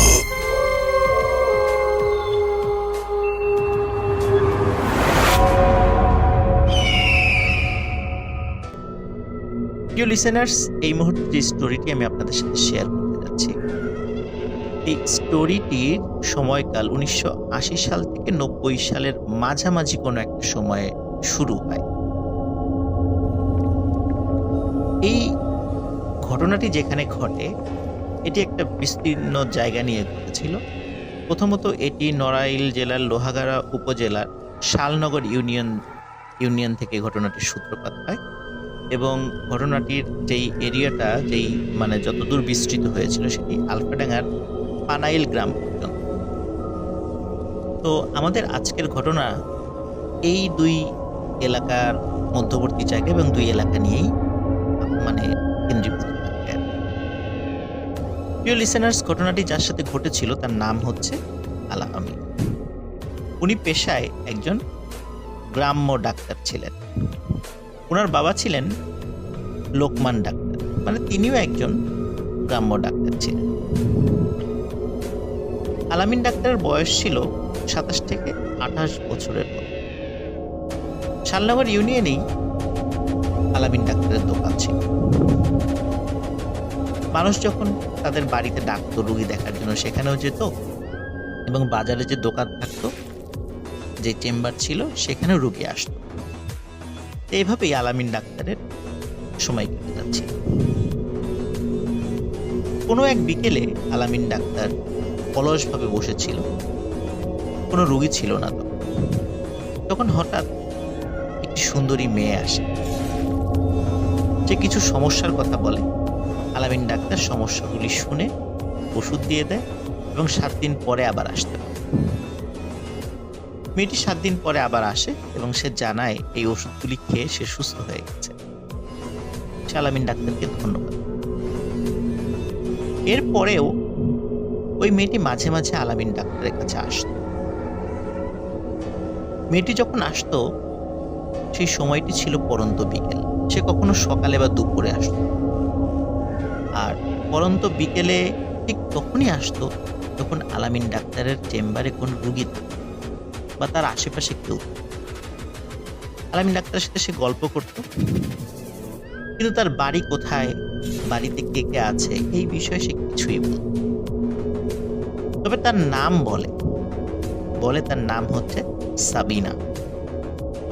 এর বাইরে আর কোনো তথ্য আলামিন ডাক্তারকে মেয়েটি দেয়। মেয়েটি মাঝে মাঝে আসতো, কথা বলতো। তার মার্জিত আচরণ, সুন্দর চেহারা, তার হাঁটা চলা সবকিছু দেখে আলামিন ডাক্তারের মনে ভালোবাসার জন্ম নেয়। মেয়েটিকে সে ভালোবাসত, কিন্তু সহজে সে বলতে পারে। কিন্তু ইশারা ইঙ্গিতে মেয়েটিকে সে বোঝানোর চেষ্টা করে। আলামিন ডাক্তার মেয়েটিকে বিয়ের কথা বলে, কিন্তু মেয়েটি এড়িয়ে যায়। মেয়েটি কথাগুলোর তেমন কোনো পাত্তা দেয়। মেয়েটি যখন কথাগুলো এড়িয়ে যেত, তখন আলামিন ডাক্তার মনে কষ্ট পেত যে মেয়েটি কেন বিয়ের কথা বললে বারবার এড়িয়ে যায়, অন্য প্রসঙ্গে চলে যায়, বিয়ের বিষয়ে আর কোনো কথা বলে। একদিন আলামিন ডাক্তার মেয়েটিকে বলে যে আমি তোমাদের বাড়িতে যেতে চাই। মেয়েটি প্রথমে বলে যে না, আমাদের বাড়িতে যাওয়া যাবে না, আপনি যাবেন না, যাওয়ার দরকার নাই, এই ধরনের কথা বলে। কিন্তু আলামিন ডাক্তার নাছোড় বান্দা, সে যেতে চায়। মেয়েটি বলে ঠিক আছে, আমি সময় সুযোগ করে একদিন নিয়ে যাব। ঠিক একই রকম ভাবে কোনো এক বিকেলে মেয়েটি আসে। এবার সে সুন্দর একটি শাড়ি পরে এসেছে। শাড়িতে মেয়েটিকে আরো সুন্দর লাগছে। সাধারণত মেয়েটি যখন আসতো তখন 3 পিস বা সালোয়ার কামিজ এই ধরনের ড্রেস পরে আসতো। ওই দিন আসে এবং আলাপচারিতায় মেয়েটি আলামিন ডাক্তারকে বলে, আপনি আমাদের বাড়িতে যেতে চেয়েছিলেন, যাবেন আজকে? আলামিন ডাক্তার সাথে সাথে রাজি হয়ে যায়, বলে হ্যাঁ অবশ্যই যাব, কিন্তু এখন তো পরন্ত বিকেল, এখন গিয়ে ফিরতে ফিরতে রাত হয়ে যাবে না তো? মেয়েটি বলে না, কোনো সমস্যা নেই, ফিরতে পারবো, আমি ব্যবস্থা করে।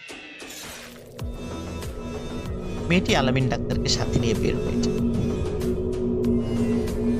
শালনগর ইউনিয়ন থেকে বেশ দূরে একটি ঘাট রয়েছে, তার নাম হচ্ছে বানাঘাট।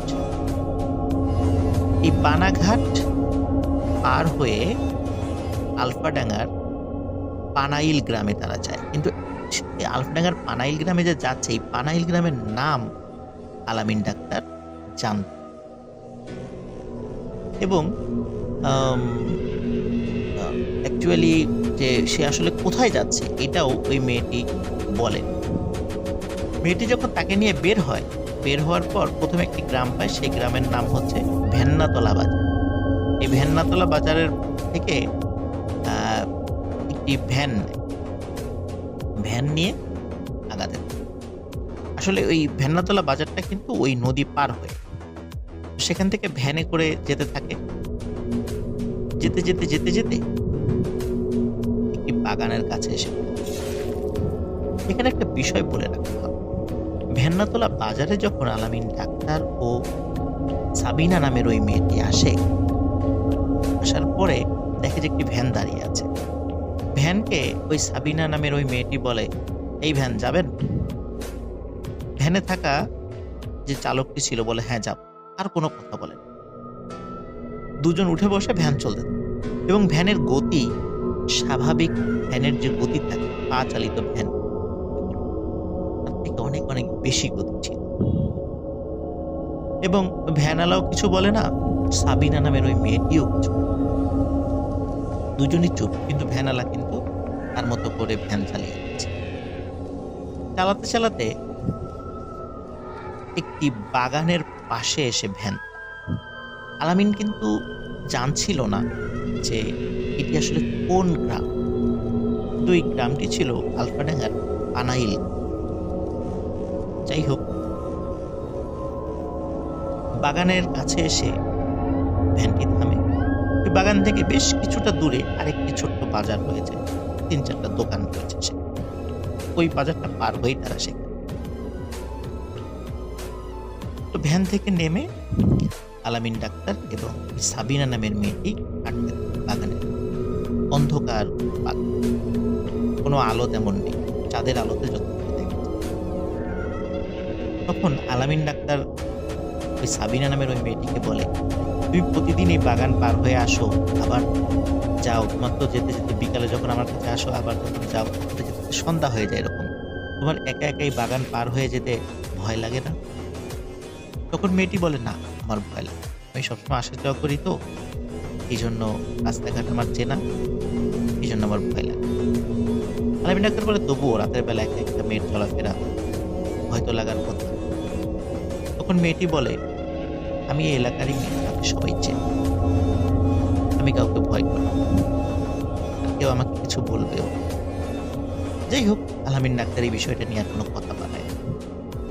হাঁটতে হাঁটতে বাগানে ঠিক ওই পাশে তারা চলে যায়, মানে উল্টো পাশে চলে যায়। উল্টো পাশে গিয়ে আলামিন ডাক্তার দুটি ঘর, একটি টিনের ঘর আর একটি শনের ঘর। আমরা গ্রামে কিন্তু শনের ঘরগুলো আমরা দেখেছি। তো টিনের ঘরে 3 জন মানুষ আছে, 2 জন বয়স্ক মানুষ আর একটি ছোট ছেলে।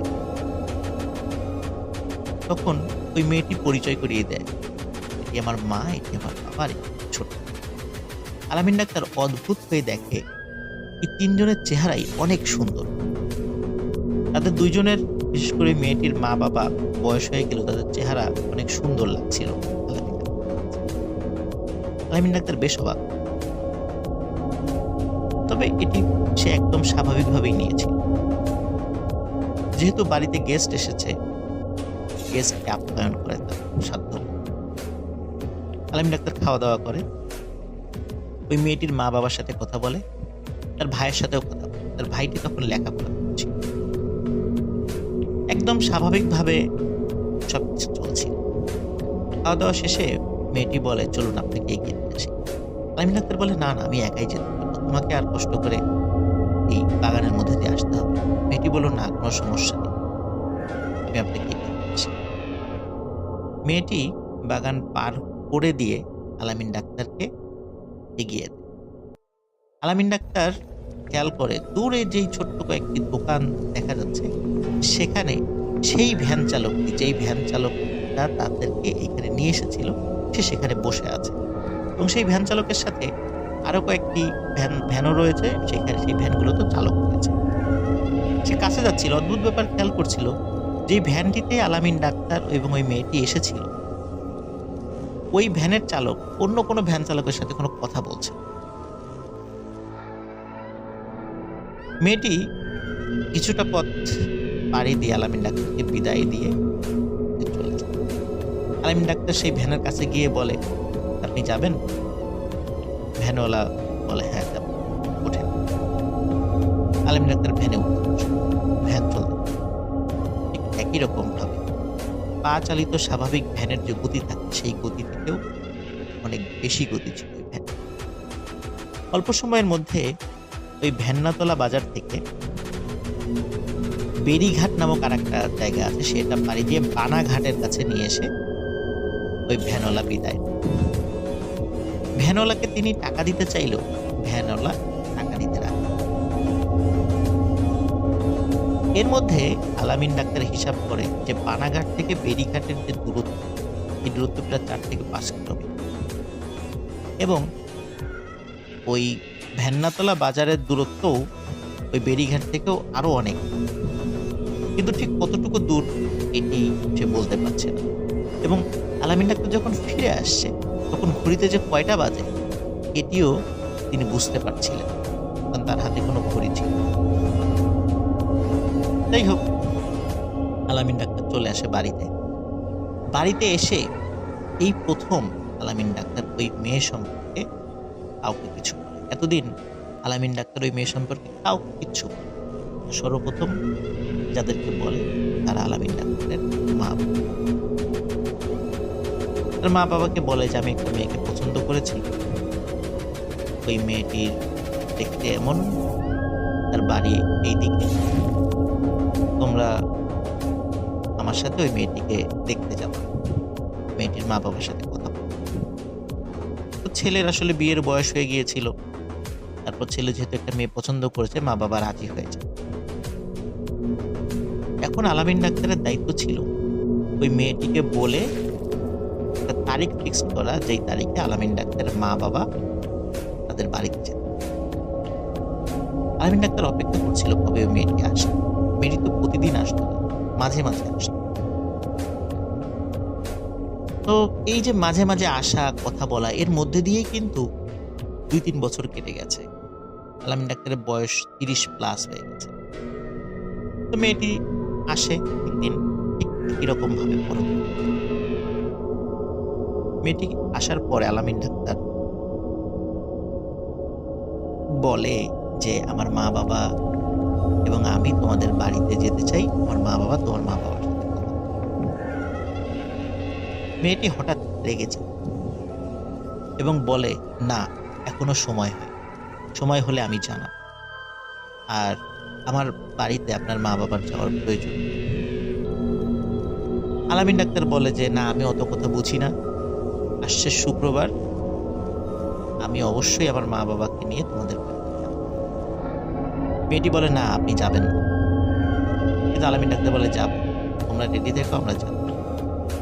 মেয়েটির সাথে কথা কাটি হয়। মেয়েটি মন খারাপ করে আলামিন ডাক্তার চেম্বার থেকে বের হয়। আলামিন ডাক্তার দূর থেকেও বলে, যতই রাগারাগি করো, শুক্রবার কিন্তু আমি আমার মা বাবাকে নিয়ে যাচ্ছি। মেয়েটি আবারও ইশারা করে না, কিন্তু আলামিন ডাক্তার ওই দিন শুক্রবার দুপুরের পরে যাওয়ার কথা থাকলেও আলামিন ডাক্তারের কোনো একটা রুগী দেখতে অন্য গ্রামের একটা বাড়িতে যাওয়ার কারণে আলামিন দেরি হয়েছে। বিকালের দিকে রওনা। একই রকম ভাবে বানাঘাট পার হয়ে তারা যখন একটা ভ্যানের কাছে জিজ্ঞেস করে যে আমরা ভ্যান্নাতলা বাজারের পাশে যে বাগান রয়েছে ওই বাগানের ওখানে যাব, তখন বলে যে ওইখানে তো পানাইল গ্রাম, কিন্তু ওইখানে তো ভ্যান যায় না। তখন আলামিন ডাক্তার অবাক হয়, কি বলেন, পানাইল গ্রামে ভ্যান যায় না? আমি নিজে গেছি সেখানে। ভ্যানওয়ালা বলে যে না না, ওখানে তো ভ্যান যায় না, কারণ ওটা অনেক দূর, ভ্যানে যেতেই প্রায় 2 থেকে 2.5 ঘন্টা সময় লাগে। তখন আলামিন ডাক্তার বলে, তা লাগো, আপনার যত টাকা লাগে আমি দেব, আপনার যতটুকু সম্মানী পারিশ্রমিক দেওয়ার দরকার আমি দেব, আমাকে নিয়ে যাও, আমি রিজার্ভ নিচ্ছি, আবার আমরা ফিরে আসবো। ভ্যানওয়ালা দেখে যে 3 জন লোক আর ভালোই টাকা পয়সা পাওয়া যাবে, নিয়ে যায়। ভ্যানওয়ালা আলামিন ডাক্তার ও তার মা বাবাকে নিয়ে যাত্রা শুরু করে সেই পানাইল গ্রামে। নড়াইল জেলা কিন্তু নদী পার হয়ে এসেছে। এখন কিন্তু ফরিদপুরের আলফাডাঙ্গা উপজেলার পানাইল গ্রামে তারা যাচ্ছে। আসলে আলামিন ডাক্তার মানে পানাইল গ্রামের নাম প্রথমে জানতো না, পরবর্তীতে সে জানত। যাই হোক, যাচ্ছে।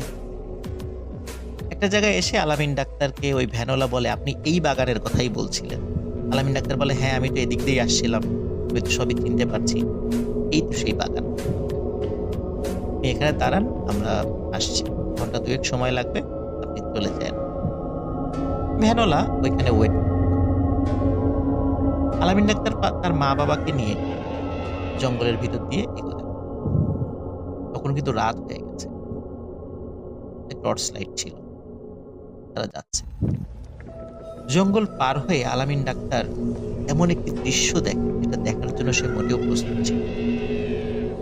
সে কিন্তু কোনো ভয়ঙ্কর দৃশ্য দেখে, একদম স্বাভাবিক বাস্তব একটা দৃশ্য দেখছে। কি সে দৃশ্য? সে দেখেছিল যে সে যেখানে দাঁড়িয়ে আছে এখানে কোনো ঘর বাড়ি। শুধু তাই নয়, চোখ যতদূর যাচ্ছে, সামনে, ডানে, বায়ে, সেখানে কোনো। আলামিন ডাক্তারকে তার মা বাবা বলে, বাবা, তুমি মনে হয় ভুল করে অন্য জায়গায় চলে এসেছো। আলামিন ডাক্তার বলে, না, আমি এই পথ দিয়ে এসেছি। সে খুব কনফিডেন্ট ছিল যে সে এই পথ দিয়ে এসেছে, তারপরেও ভুল হতেই পারে মানুষের। আলামিন ডাক্তার এবং তার মা বাবা আশেপাশের বেশ কিছু দুর্ঘটনা হাঁটে, তারা বুঝতে পারে এখানে আসলেই কোনো, এবং ওই বাগানের ওই পাশে একটি চর রয়েছে, চরের ওই পাশে নদী রয়েছে। আলামিন ডাক্তার মন খারাপ করে ফিরে আসে। ফিরে আসার পরে ওই ভ্যান চালককে জিজ্ঞেস করে যে আচ্ছা এখানে তো এরকম বাড়িঘর ছিল। তখন ওই ভ্যান চালক বলে না না, এখানে তো কোনো ঘর বাড়ি ছিল না, আমার জানা মতো এখানে কোনো ঘর বাড়ি নাই, বহুদিন ধরেই এখানে কোনো ঘর বাড়ি নেই।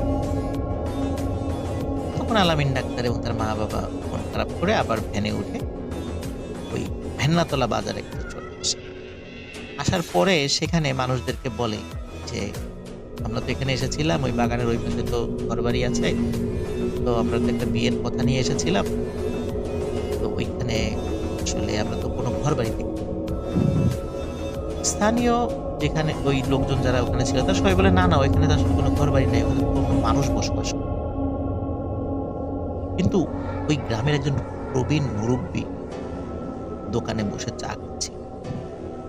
আলামিন ডাক্তারকে এসে বলে, এই ছেলে তুমি আমাকে বিষয়টা খুলে বলো তো। আলামিন ডাক্তার বিষয়টা খুলে বলে। ওই মুরব্বী কিছুক্ষণ চুপ করে থেকে বলে, বাবা আমার মনে হচ্ছে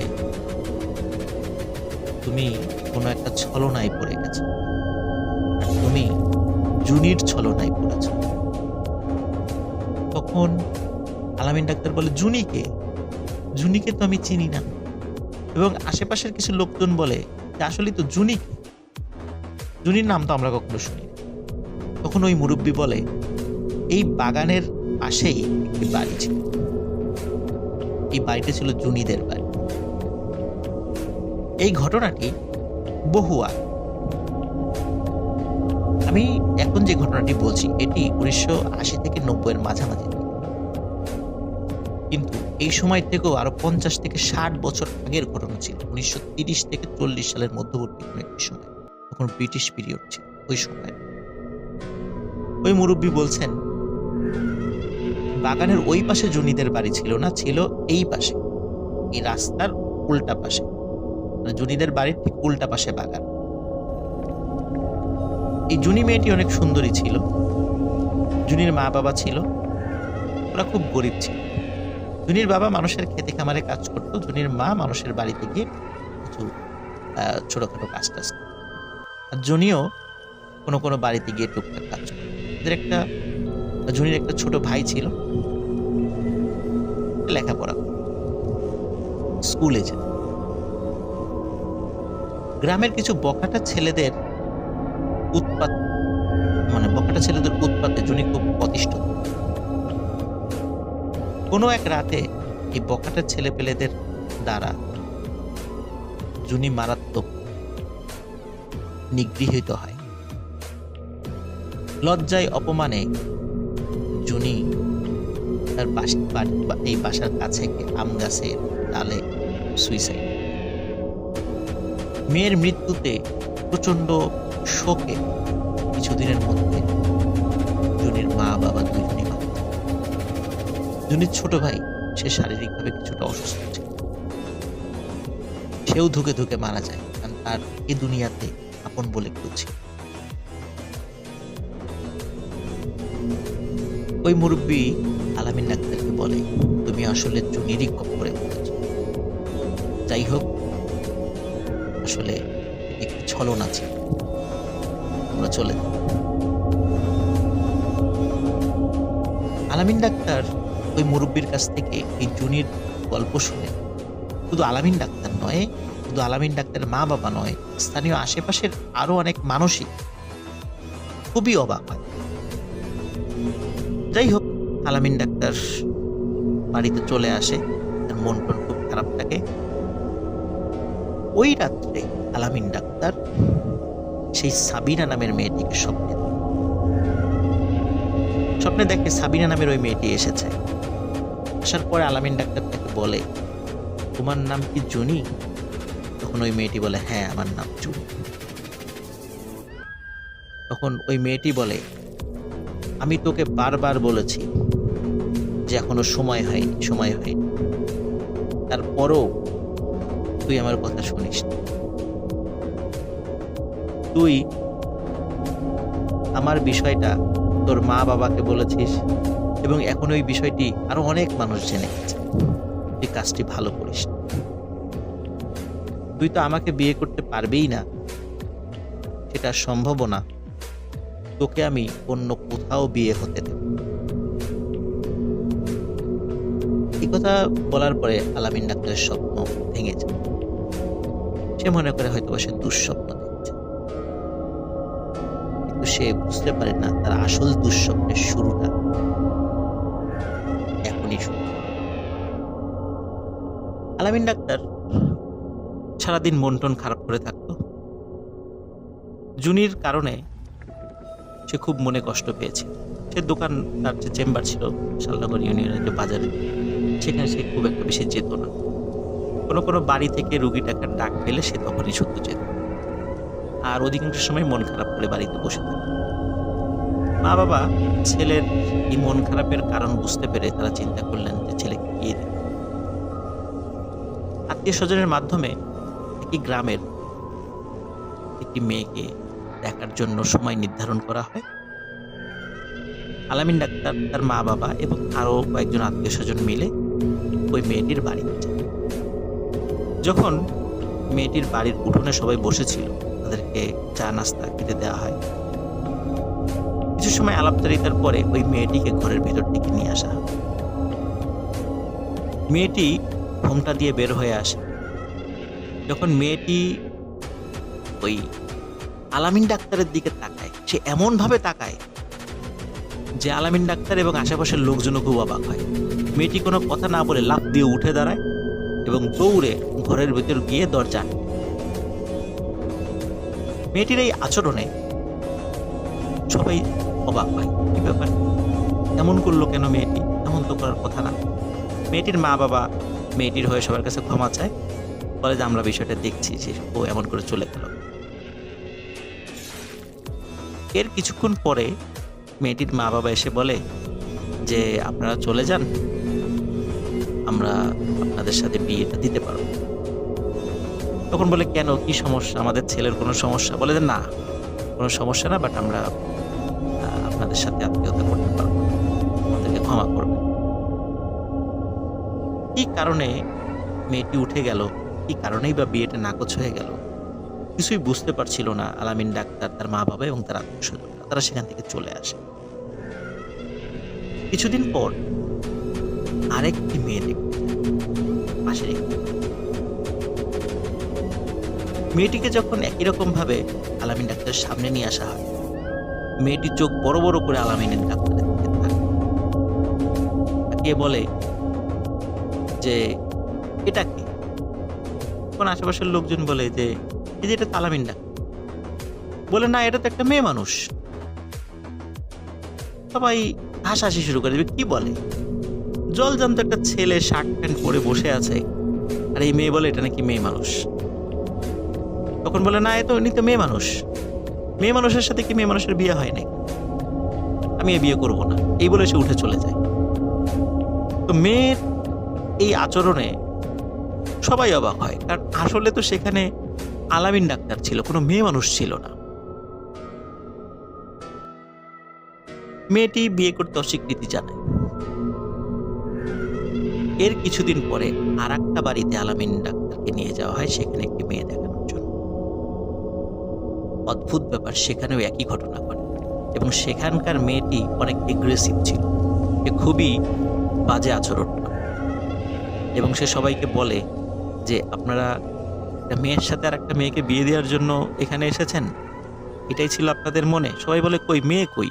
বলে এই যে আমি দেখতে পাচ্ছি সালোয়ার কামিজ পরা, হাতে চুড়ি, নাকে নাকফুল, কানের দুল পরে বসে আছে সাজুগুজু করে একটা মেয়ে, আপনারা তার সাথে আমাকে বিয়ে দিবেন? মানে সে খুব উত্তেজিত হয়ে যায়। কিন্তু আসলে ঘটনাটা তো এরকম ছিল না। কিন্তু কেন শুধু কনে বেশে ওই মেয়েটি আলামিন ডাক্তারকে একটি মেয়ের সুরতে দেখছে? আলামিন ডাক্তার এবং তার আত্মীয় স্বজনরা ওখান থেকে চলে আসে এবং চলে আসার পরে প্রথম যেই মেয়েটিকে দেখানো হয়েছিল, সেই মেয়ের পরিবারের সাথে যোগাযোগ করে যে কেন ওই মেয়েটি উঠে চলে গিয়েছিল। পরে জানা যায় ওই মেয়েটিও আলামিন ডাক্তারকে একটি মেয়ের সুরতে দেখেছে, যার কারণে ওই মেয়েটি বিয়ে করতে অস্বীকৃতি জানায়। এই খবর যখন গ্রামে ছড়িয়ে গেল, গ্রামের লোকজন বলা শুরু করলো যে আলামিন ডাক্তার হিজড়া হয়ে গেছে। সবাই তাকে কটাক্ষ করে, তামাশা করে হিজড়া ডাক্তার বলে ডাকা শুরু করলো। আলামিন ডাক্তার মনে আরো কষ্ট পেল এবং সবাই বুঝতে পারলো এবং সবাই বলা শুরু করলো যে আলামিন ডাক্তার আর কখনো বিয়ে হবে, ওই জুনিয়রকে আর বিয়ে করতে দেবেন। আলামিন ডাক্তারও বুঝতে পারলো যে আসলেই তার আর বিয়ে করা সম্ভব। এভাবেই চলে যায় 10 থেকে 15 বছর। আলামিন ডাক্তারেরও বয়স হয়েছে প্রায় 50 ছুঁই ছুঁই। সে কিন্তু বাজারে আর যায় না, বাড়িতেই থাকে, আশেপাশের কিছু রোগী। এর মধ্যে আলামিন ডাক্তারের সাথে আর কোনো ভয়ঙ্কর ঘটনা ঘটে। প্রায় 15 বছর পর ঘটে আরেক ঘটনা। 15 বছর পর 2007 সালের এই ঘটনা ঘটে।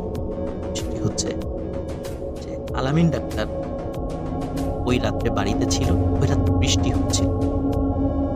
হঠাৎ পাশের একটি গ্রাম, সেই গ্রামের নাম ছিল ভুলবাড়ি। এই ভুলবাড়িয়া গ্রাম থেকে একজন অপরিচিত লোক আসে এবং সে পরিচয় দেয় যে আমার বাড়ি ভুলবাড়িয়া, আমার মা খুবই অসুস্থ, আপনাকে যেতে হবে। একে তো রাতের বেলা আলামিন ডাক্তার এমনিতেই জুনিভূতের কারণে সে মানসিকভাবে বিপর্যস্ত ছিল, এই জন্য সে কোথাও বের হতো না। তারপর আবার বৃষ্টি হচ্ছে, আর ভুলবাড়িয়া গ্রামটি তার বাড়ি থেকে প্রায় 3 থেকে 4 কিলোমিটার দূর।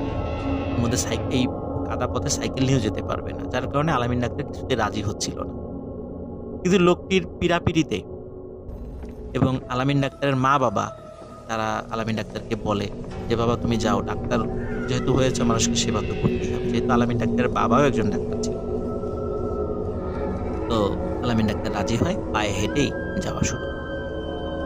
যেতে যেতে যখন ওই গ্রামে চলে আসে, একটি অপরিচিত বাড়িতে এসে থেমে যায়, বলে যে এটাই আমার বাড়ি। আলামিন ডাক্তার খেয়াল করে ওই বাড়িটি আসলে একটি মানে অসমাপ্ত একটি বাড়ি। বিল্ডিং একটা বাড়ি করা হচ্ছে, কিন্তু সেই বাড়িটার কাজ এখনো শেষ হয়নি। আলামিন ডাক্তার বলে যে এই ঘরেই আমার মা থাকে, আপনি যান, ঘরটা অন্ধকার, আমি একটা আলো নিয়ে আসছি। তো আলামিন ডাক্তার যখনই ওই ঘরের কাছে যায়, দেখে ঘরের মধ্যে অনেক আলো। তখন আলামিন ডাক্তার বলে, ওই লোকটিকে চিৎকার করে বলে যে আপনি আলো আনার দরকার কি, ঘরের মধ্যেই তো অনেক আলো। আলামিন ডাক্তার ঘরের মধ্যে ঢুকে, কিন্তু ঢুকে আলামিন ডাক্তার যে দৃশ্য দেখতে পায়, যে দৃশ্য দেখার জন্য শুধু আলামিন ডাক্তার, পৃথিবীর কোনো মানুষই হয়তো প্রস্তুত থাকে। আলামিন ডাক্তার দেখে ঘরের মধ্যে জুনি দাঁড়িয়ে আছে, জুনির সারা শরীর থেকে আলো বের হচ্ছে, ওই আলোতে ঘর আলোকিত। এই দৃশ্য দেখার সাথে সাথে আলামিন ডাক্তার সেখানে সেন্সলেস হয়ে পড়ছে। এদিকে সারা রাত আলামিন ডাক্তার বাড়িতে ফেরে, তার মা বাবা চিন্তা করে। সকাল হলেই ছেলের খোঁজে বের হয়ে যায়। খুঁজতে খুঁজতে ওই ভুলবাড়িয়া গ্রামে মানে ওই বাড়িতে চলে আসে যেখানে আলামিন ডাক্তারকে পাওয়া যায়। আলামিন ডাক্তার জ্ঞান ফেরে, সব ঘটনা খুলে। কিন্তু অদ্ভুত ব্যাপার হলো, এই ঘটনার পর থেকেই আলামিন ডাক্তারের মানসিক বিকৃতি দেখা। অদ্ভুত ব্যাপার হলো, আলামিন ডাক্তার সে মেয়েদের জামা কাপড়, শাড়ি, চুড়ি, লিপস্টিক, নেইল পালিশ, এই জিনিসগুলো ব্যবহার শুরু করে, মেয়েদের মতো আচরণ শুরু করে। লোকজন যারা দেখে সবাই ঠাট্টা তামাশা করে, এমনিতেই তাকে হিজড়া ডাক্তার, এখন তো আরো ঠাট্টা তামাশা শুরু। আলামিন ডাক্তারের এরকম পাগলামি যেমন বাড়তে থাকে এবং তার অসুস্থতাও বাড়তে থাকে। তার পাগলামি এমন পর্যায়ে যায় যে তাকে শেকল দিয়ে বেঁধে রেখেছে। আলামিন ডাক্তার অল্প কিছুদিনের মধ্যেই মারা যায়। একজন ডাক্তারের জীবনের করুণ সমাপ্তি ঘটে।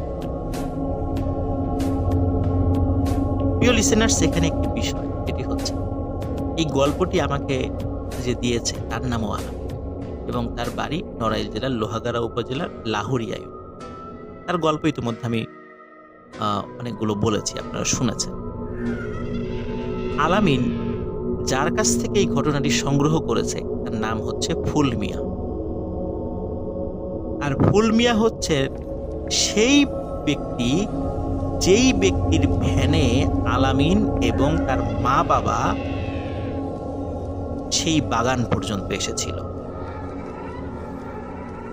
এই বাগান পর্যন্ত এসেছিল এবং এই লোকটি আবার তাদেরকে বানাঘাট পর্যন্ত এগিয়ে দিয়েছিল। এই ফুল মিয়ার কাছ থেকে আলামিন এই ঘটনাটি সংগ্রহ করে। কিভাবে একটি ডাক্তারের জীবনের করুণ সমাপ্তি ঘটে এই গল্পের মাধ্যমে আপনারা জানতে